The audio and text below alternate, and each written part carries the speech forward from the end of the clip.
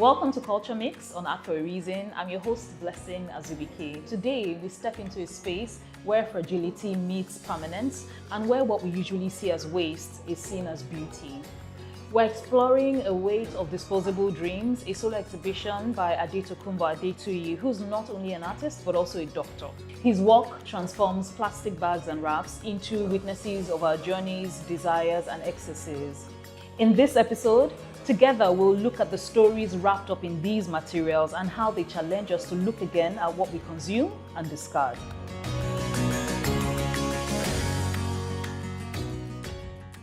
Welcome to the program, Adetokunbo. Thank you. Yeah, it's really interesting that you're both a doctor and an artist. Can you tell us what the connection is between these two practices that are almost completely opposite? Yeah, interesting question, but in my practice personally, I think that where both specialties meet, or both disciplines meet, is I think especially in medicine, or in my medical practice, where I have to explain certain concepts or ideas to patients. Yeah, so it helps when you can illustrate something. You know, it helps to bring clarity to the patients. You know, and then they can make informed decisions when they have clarity. So just being able to draw, say, maybe a woman's uterus, for instance, you know, and where the placenta is placed, or where the baby is placed, or where the baby's head is positioned. You know, it gives clarity to a lot of people, and I mean that's basically art in medicine, so to speak. I think at some point in my career, I was part of a fellowship, the Arts in Medicine Fellowship. Yeah, and what that did is to. I remember there was a project we had, you know, during that fellowship where we went to Lagos State University Teaching Hospital. Yeah, we had a project with the children there. You know, taught them some origami and, you know, some painting just to help their healing process. Yeah, so art does cross into medicine and maybe makes the practice easier or maybe understandable for people who want to access services. Interesting. Okay, so let's take you back a little bit. I know that you're a self-taught artist, so tell us about that. What was your journey like, finding yourself practicing art? When did that happen? How did that happen?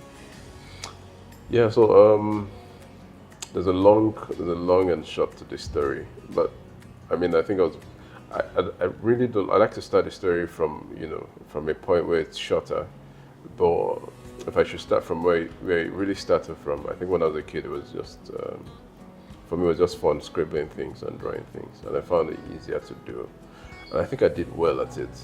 Now that I think about my primary school, I think I was one of those few kids who would score 9 over 10 in a drawing or painting exercise and stuff like that. Yeah, so for me it was easy.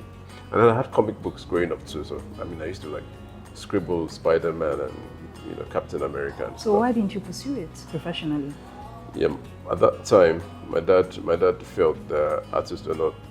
I think that my dad felt that artists were not making a lot of money from what they were doing, what they practiced. So he tried to let me I don't want to use the word discourage, but I think that's what he did. Discouraged me from doing that and told me one day that was not going to fit me. After studying medicine and practicing, when exactly did you find art professionally? I think you said something about COVID, so... Okay, so yeah, I did start to practice art again during COVID. Well, practice is an interesting word. Yeah, I think practice makes you think that I started doing it professionally, but no, I started just playing with it again. You know, just exploring stuff and just enjoying myself, really. You know, because at that time it was, I mean, COVID. I wasn't seeing a lot of patients at that time, and I was just creating artistic stuff in my time. So in a sense, it was also very helpful for me. You know, I mean, the world was dark at that point in time, so it was helpful for me. I was doing something creative, and I was also finding something I'd lost, you know, so to speak. You know, so it was like finding a part of me again. You know. So do you see parallels in healing process in medicine and what you try to do with your art? I think it's a. I mean, just like I mentioned before now, I was finding something it was like finding a part of me that was lost, you know. So that in itself is it's a healing process when you think about it. And I think for a lot of artists, really, that's what defines them. It's also part of their process of being. It's part of what keeps them sane. Fantastic. So bringing it to the title of this exhibition, The Weight of Disposable Dreams, where's that from? What does it mean? So I try to be poetic with the title, right? And I think in the course of my interaction with the material I now use, I found out that they were reflective of also of us as human beings. And just as the title says, disposable dreams. The plastic bags are disposable, but in the physical sense of it, they never really disappear. It's just the same way with dreams that we have. There are dreams that you've let go. There are dreams that you've decided there's no point chasing this one, or I've chased it and I'm tired. But the truth is they really don't vanish. So they're reflective of our dreams and aspirations are reflective of what plastic bags represent and the journeys that all sorts of plastic bags have been through. So when you think about it, the fact that say, a particular thing is not vanishing, it means it's piling up somewhere. So it's adding up in weight, it's adding up in size somewhere. Yeah. So that title is to reflect the human condition. Just take us around and let's have some context to the pieces. All right. Thank you.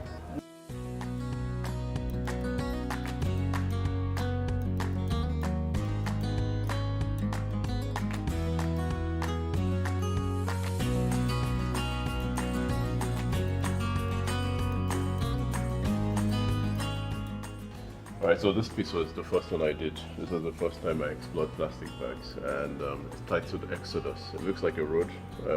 Exodus in itself means the people moving from a place to another place, right? So look at this, people moving from that place to, you can imagine that there are Nigerians moving outside Nigeria. And when I started, I used to be so to speak, ashamed of the plastic bags. Because at that time I felt that people knowing that this was plastic bags diminished the work itself, and I think that adds to the narrative of the piece where we're ashamed a lot of us are ashamed of where we start from, and then we're trying to cover it up with all sorts of things, an attitude, an accent, name it, right? But they're trying to hide where you come from. You appear like every other person, so you lose your uniqueness, right? Now, if you look at so this, that's why we have those two pieces that start. Oh, exactly. amazing. And look at them; they're not covered, and beautiful. They shine in their originality. Beautiful. Yes, so that is what this piece is about. I'm very drawn to these two, by the way. Oh, really? Yes. Yeah, interesting story. All right, so I'll try and be as brief as I can. This one I consider it a prayer. All right. What's it called? It's called When the Rain Clouds Gather. Right. So the title is from a book by a female South African author, Bessie Head, right? So, but even though the title of this piece is taken from that book, the reference is not to describe what happened in the book. It's more of a poetic reference than a literal reference, right? Oh, okay. So this piece, I start to narrate it from here. If you look at this bag, it's gotten from Minnesota. Okay, so one thing that is central to the entire body of work is that we use the plastic bags that we use tell different stories. Okay. All right, a lot of the plastic bags have been used, and some of them have never been used. And for me, it represents a negotiation of purpose fulfilled and purpose not fulfilled. All right, so this is titled "Wade in the Water." So for me, at the time I finished this piece, it appeared to me like there was a river, passing through with the earth on both either side of the river. It also looked like a waterfall, right? And I also imagined Moses going through the Red Sea, right? So whatever the case, it's a meditation in progress, all right, for everybody who views the piece, right? Because the river keeps moving forward. Same thing. The action of Moses on the Red Sea was forward movement, right? So whether you're walking on dry land in what was supposed to be a water body, whether a river or a sea, or you're on a canoe on the river, it's forward movement. The idea is forward movement. So this piece was meant to speak to the concept of forward movement in wherever it's viewing it, right? All right, so this one is titled Bubblegum Mountain.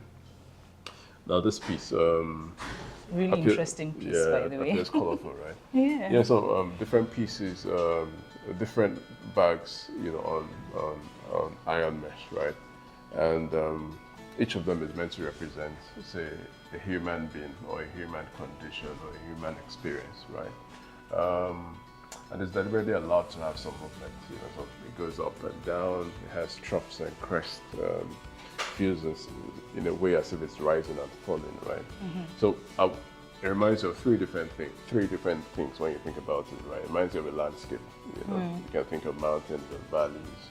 You can also think of maybe the sea, right? And you have waves crashing and falling. Yeah. And then some people would say maybe it reminds them of a piece of cloth, something, that has folds and all that, right? This is the first colorful piece I did, and it was the first time I actually examined my maps under a microscope and then picked out the territories and then eventually crossed the territories to get something beautiful.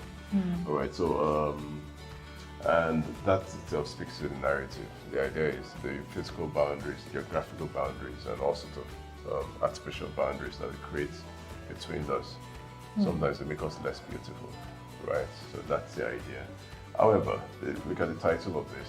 It sounds like a contradiction to the narrative of the piece. This one is titled "The Thing Between Your Eyes." And anatomically, when you look at the thing between your eyes, you could say it's your nose or the bridge of your nose. Now, your nose is in between your eyes, but it doesn't get in the way of the function of your eyes, right? And when you think about the piece, we're talking about crossing territories. The nose will not cross territory into the eyes. So it's deliberately allowed to have a tension. The title is deliberately allowed to have a tension a tension with the narrative of the piece. Why? Because one, there's a common thread between the title and the piece, and that's harmony. So whether you're crossing territories or you're not crossing territories, the truth is, can you live in harmony? Do you understand? So the question is, even when we cross territories and even though we cross territories and we're more beautiful, when we're not crossing territories, it doesn't have to cause conflict. It can also happen and have balance and beauty. And be fluid. Interesting. So that's what this piece is about. So this is titled Entangled Existence. At the time that I did this piece, I imagined, now this one is done, this is plastic bags and iron mesh. And at the time I did this piece, the imagination was that the iron mesh was symbolic of the fisherman's nets.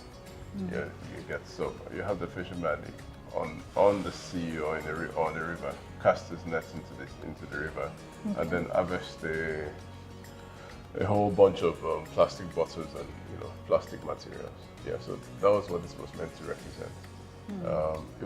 I think it was quite sustainability centered in terms of trying to spotlight what the kind of damage that plastic bags have on the environment.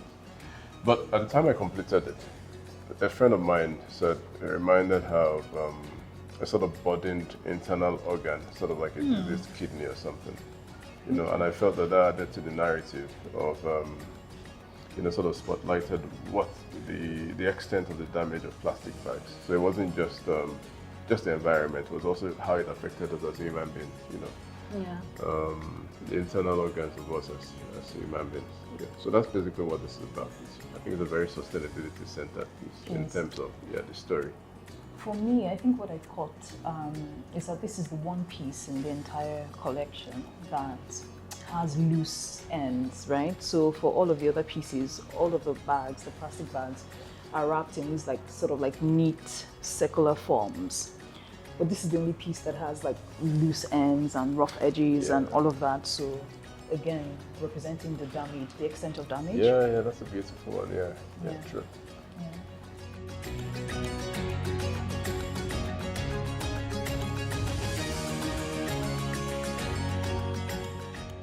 What strikes me about this exhibition is how it makes us pause. These are everyday materials that we often overlook, yet here they become maps, emotions, and even memories.